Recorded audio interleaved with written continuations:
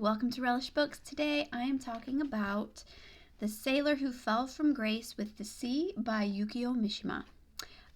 Not the kind of book that I normally read, not the kind of book that I would normally do a review about, but I did finish it, so I feel like I need to talk about it, even though I'm really not excited to make this video. It was a horrible book.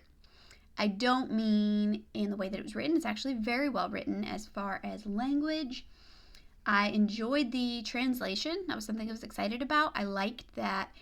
I feel like I could tell, not an expert at all, but I feel like I could tell that the translator was trying to be very true to the author, because there were certain phrases here and there that didn't work well in English, that were kind of confusing, that you were like, okay, what does that mean for us? You feel like there's some sort of meaning that was portrayed in the original language that you're missing, and I liked that because I think that showed that he was trying to be authentic, that he wasn't trying to change the meaning to something that made sense in English, and so change what the author was actually saying. I liked that he stayed true. I enjoyed that. The writing was good, especially some of the passages about whenever the sailor's talking or thinking about life on the sea, about sailing ships. All of that was beautiful. But the story itself, the subject matter, so not the writing, not the plot, all of that was well executed. The subject matter was horrible, horrific. And I want to say something that I feel like could be, that people are maybe going to think that I'm saying something that I'm not. So there are tons of books out there that deal with horrible subjects, that deal with nasty things and dark things and really difficult things, that are great books, that are worth reading, that are wonderful, and that are profound. There's thousands of books out there like that. Life has a lot of darkness in it and a lot of horrible things in it, and fiction, certain fiction should reflect that.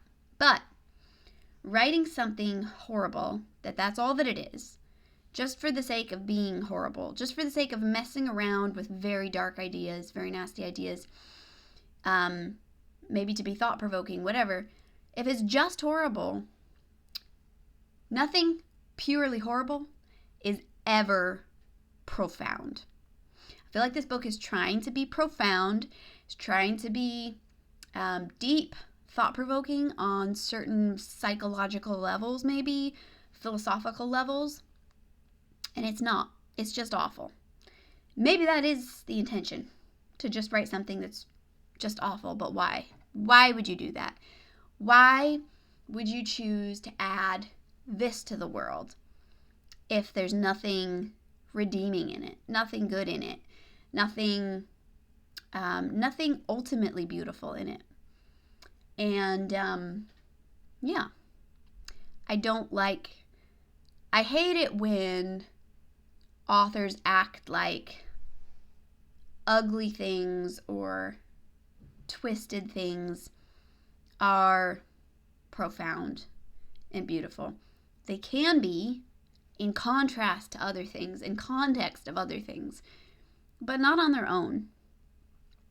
And I think, yeah, it's a really awful book. I probably should have stopped reading it a couple chapters in, because there was immediately a couple of very steamy scenes that I usually try to avoid. I don't make it a rule to not read intimate scenes in books ever, because I think there are different ways of presenting those things, but I definitely feel like at least one scene in particular, it's all about the way that the author does it. If the author's just putting it forth as part of the story that is important somehow and linking it together or whatever. But this author was really in these scenes, and they are important to the story, but they were prolonged. They were descriptive, and descriptive in a way that wasn't super, super graphic all the time, but was very sensuous. Like, you feel like after a certain point, you're like, okay, he's writing this because he wants you to see it in a way that is pleasurable. And I have a problem with that. So, to anybody else who has a problem with reading that kind of stuff, There is one scene in particular that's like that. There are several scenes where you know that stuff is going on, but only one scene that's really like that. And the only reason I kept reading was because I knew it was a short book, and I knew that that's not what the book was about, so I didn't figure there would be a lot more stuff like that. And also, the context of it makes it extra bad. Extra twisted and just awful. So yeah, I don't, other than some pretty writing, which ultimately means nothing if your story's not good, I don't really have a good thing to say about this book. I'm curious to hear what other people might say who like it. But if you try to argue to me that it's profound, I'm never going to agree with you. Probably, unless you can present it in a way that changes my mind. I mean, I try to be open, like that's why I read it, but it's so bad. Like, it's really bad. Why would anybody want to read this? Why would anybody write this? It does nothing for anybody, ever. Okay. And there's one more thing I want to talk about real quick that is not really relevant to the book.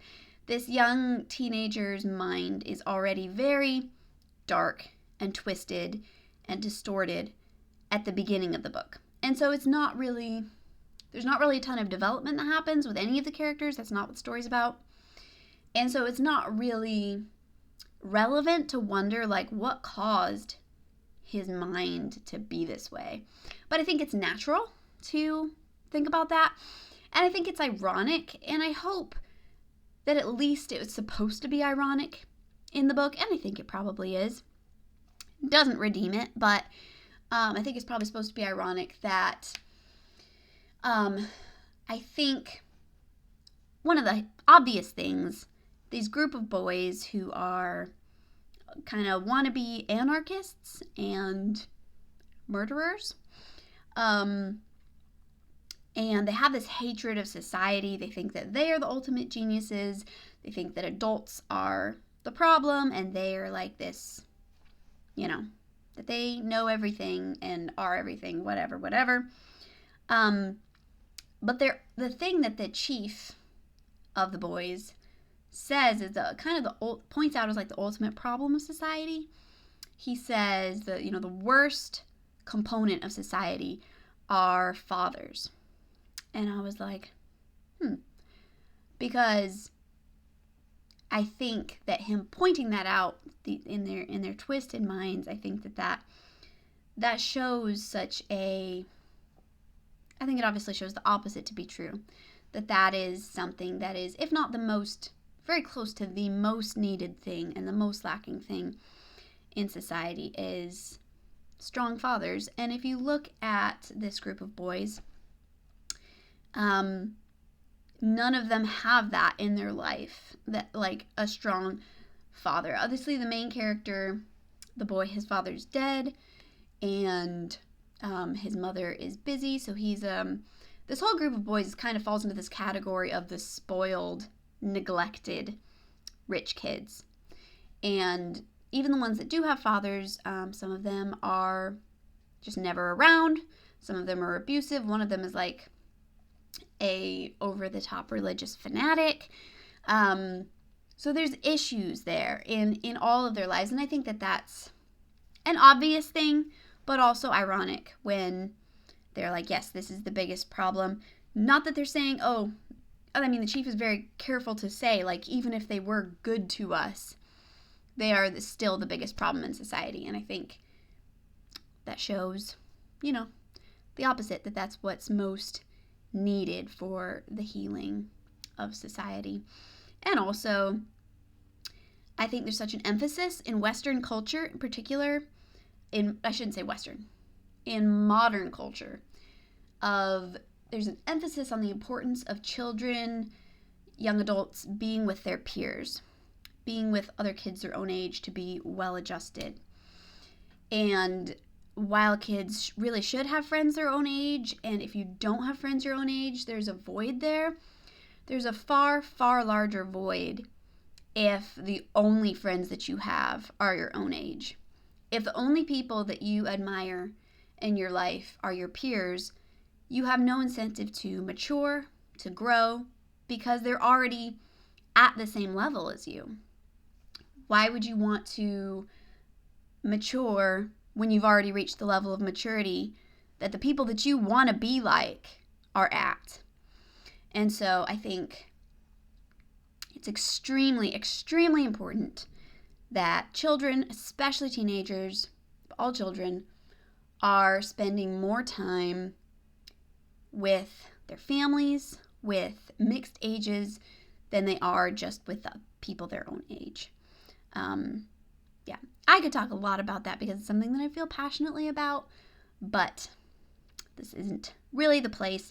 Just something I was definitely thinking about in regards to this book, being like, yeah, that's part of the problem. Obviously not all of it, but yeah.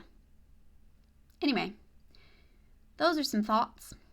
I literally had bad dreams all night last night because of this book. Hopefully, and I'm not just biased because I didn't have a strong reaction to it when I read it. I was just like, yeah, that's awful. And then I had all the bad dreams. So, anyway, in case you haven't guessed, I'm not recommending this book to anybody ever.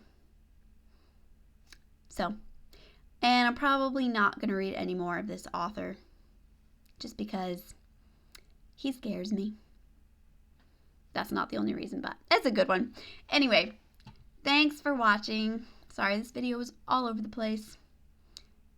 Yeah, it's hard to talk about books that you dislike and you feel like are terrible and you don't really know how to say it. It's easy to talk about stuff that you love, and it's easy to talk about stuff that you can put into words exactly why you don't like. But especially trying not to discuss all the exact aspects of the story, I don't know. I probably didn't do a great job, but thanks for watching. I will see you next time. Bye.